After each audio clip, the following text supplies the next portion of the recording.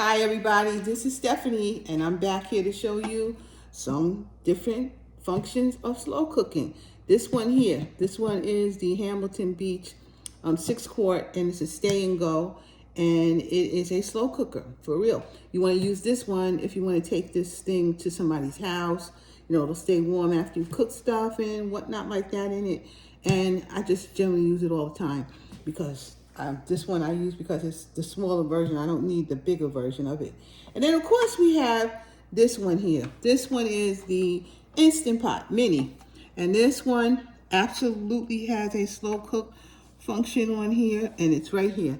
I'm gonna actually turn it on right there. That's the slow cook function, and I wanna see how many hours it will do.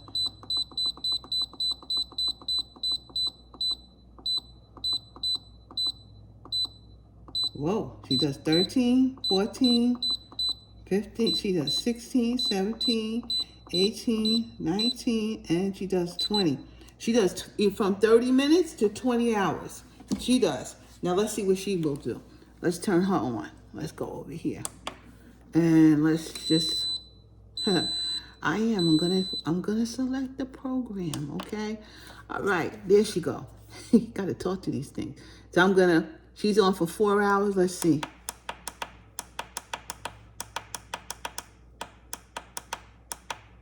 She does from 4 hours to 12 hours.